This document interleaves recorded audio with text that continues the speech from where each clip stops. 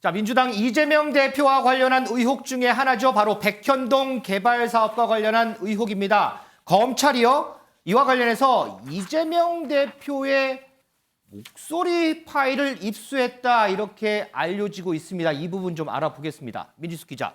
검찰이 이재명 대표의 목소리 파일을 입수했다. 이거 무슨 얘기예요, 이거? 네, 김인섭 씨 로비스트, 백현동 사건의 로비스트 김인섭 씨의 측근, 그 측근이 오늘 구속영장 심사를 받았습니다. 네. 여기서 이재명 대표에게 직접 전화를 받았다, 이런 의혹이 함께 밝혀졌는데요. 먼저 오늘 법정 앞에서의 모습 먼저 보고 오시죠.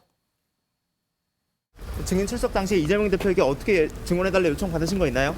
백현동 부지 용도 상향 관련 35억 수수 맞습니까? 위증 대가로 통신장비 업체에 납품 청탁한 거 맞으세요?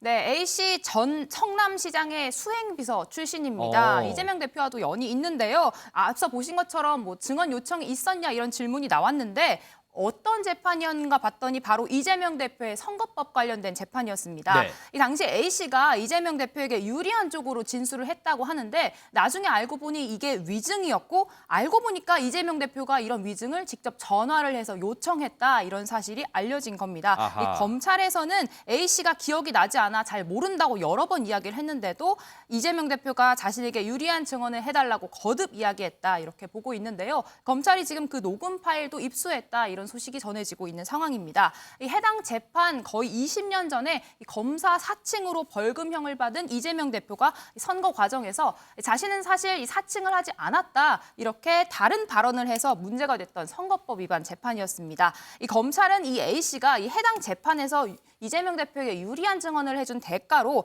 경기도 산하의 납품 계약을 성사시키고 수천만 원의 뒷돈을 챙긴 것으로 의심하고 있습니다.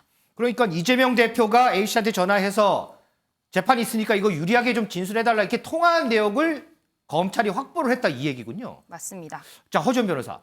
그럼 이게 맞다면 이재명 대표에게도 어떤 무슨 혐의가 적용될 수가 있겠죠, 그러면? 만약에 맞다고 가정했을 때. 맞다고 하면은 위증교사 혐의가 적용이 될 가능성이 아하. 있죠. 사실 자기 사건에 대해서 자기가 피고인으로서 위증을 하는 것은 처벌 대상이 될 수는 없습니다. 그렇지만 자기가 피고인인 사건이라고 하더라도 다른 사람에게 사주를 해서 기억에 반하는 허위의 진술을 하도록 했다고 하면 그건 위증교사 혐의로 처벌 가능성이 있는 아하. 범죄 행위가 될 수 있거든요. 지금 A 씨가요, 그러니까 이 김 씨가요, 자신이 지금 위증을 했다라고 혐의를 인정하고 있다는 보도가 있습니다. 그리고 검찰이 여러 번 지금 이 이재명 대표가 김 씨에게 전화를 했었는데 그 통화 내역 같은 녹취 같은 것들도 확보를 했다고 얘기를 하고 있거든요. 네. 그래서 이런 정황으로 봤을 때는 위증교사 혐의는 충분히 적용할 수 있을 걸로 보이고요. 다만 이 녹취 내용이라든가 추후 진행되는 어떤 상황에 비추어 봤을 때 입증에 따라서 이 혐의로 처벌받을지 여부는 좀 살펴봐야 될 것 같습니다. 혹시 관련해서 이재명 대표 반응 있나요? 이재명 대표는 부인을 하고 있는 상황입니다. 그러니까 진실된 증언을 해달라고 연락을 한 적은 있지만 네. 이게 뭐 본인이 구체적으로 나의 혐의에 대해서 거짓 진술을 해달라, 이렇게 아하. 얘기를 한 적은 없다고 얘기를 하고 있거든요. 그래서 지금 무리한 검찰의 왜곡이다, 이렇게 얘기를 하고 있고요. 특히 지금 이 증언을 했을 때 증언 자체도 지금 내용이 다르다라고 얘기를 하고 있는데요. 그러니까 이 김병량 시장의 어떤 성향을 비추어 봤을 때는 이재명 대표를 주범으로 몰고 가는 그런 취지가 아니었던 것 같다라고 이 김 씨가 법정에서 얘기를 했다고 하고 있어요. 그런데 검찰은 또 우리는 증인신문 조서가 있으니까 그 기록을 가지고 얘기하는 거다라고 반박을 하고 있는 상황이거든요. 그래서 이런 부분은 사실은 증인신문 조서를 보면은 바로 나올 수 있는 부분이기 때문에 위증죄가 성립할지 또 거기를 더해서 위증교사 혐의가 성립할지는 좀 지켜봐야 될 것 같습니다. 자, 김준일 에디터. 예. 이재명 대표가 검찰이 또 다른 신작 소설을 시작하는 모양이다, 이런 얘기를 했고요. 저거 좀 바꿔주실래요? 다음 장으로.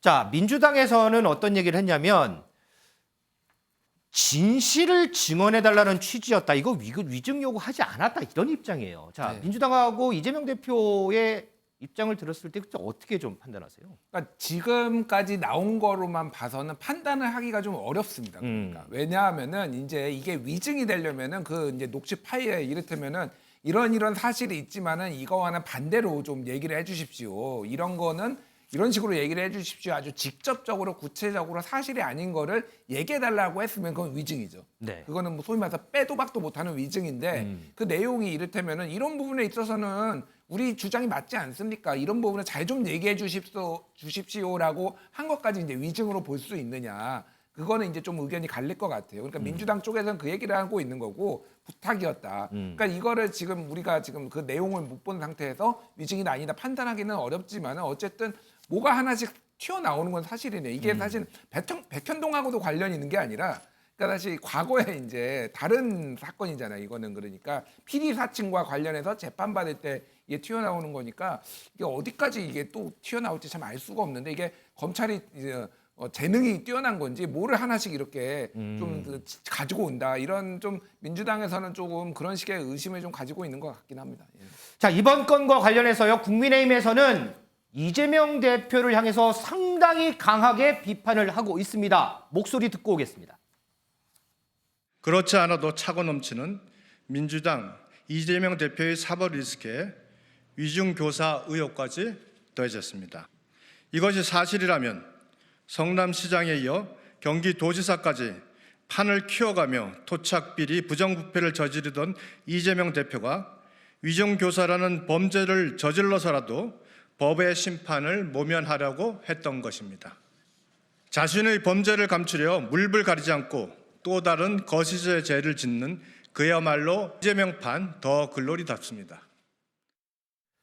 자, 이종훈 시장 지금 국민의힘 목소리 들었는데 어떻게 보세요? 이번 의혹의 파장의 크기 얼마나 커질 거라고 보세요? 그러니까 혐의는 위증 교사에 불과하지만 그러나 당시에 이 행위를 함으로써 대법의 판결까지 자신한테 유리하게 이끌었다는 것이죠. 아하. 그래서 대법 아까 그 대법의 판결로 인해서 대선 후보까지 되고 지금의 당 대표까지 됐다. 그러니까 자그마한 것처럼 보이지만 이 자그마한 것이 끝내는 지금의 이재명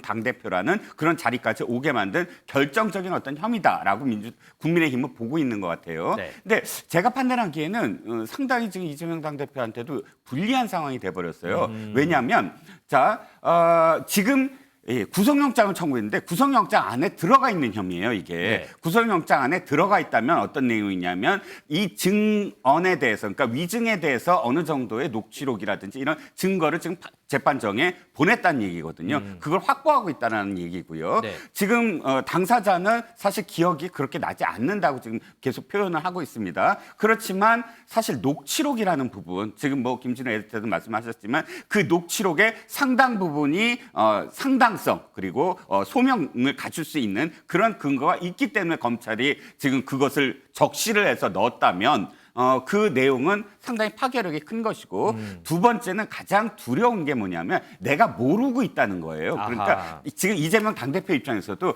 그게 내가 무슨 말을 했는지 정확하게 기억을 해낼 수가 저는 없다고 봅니다. 2019년도이고 당사자도 사실 기억을 잘 못한다고 해요. 4년 전에 했던 일이니까 내가 했나 이거를 이제 모를 수 있다라는 그렇죠. 거죠. 그리고 구체적으로 참 제가 드리는 말씀은 구체적으로 어떻게 표현했는지에 대한 확신이 사실 쉽지 않을 거예요. 4년 전에 한 그런 전화 내용이.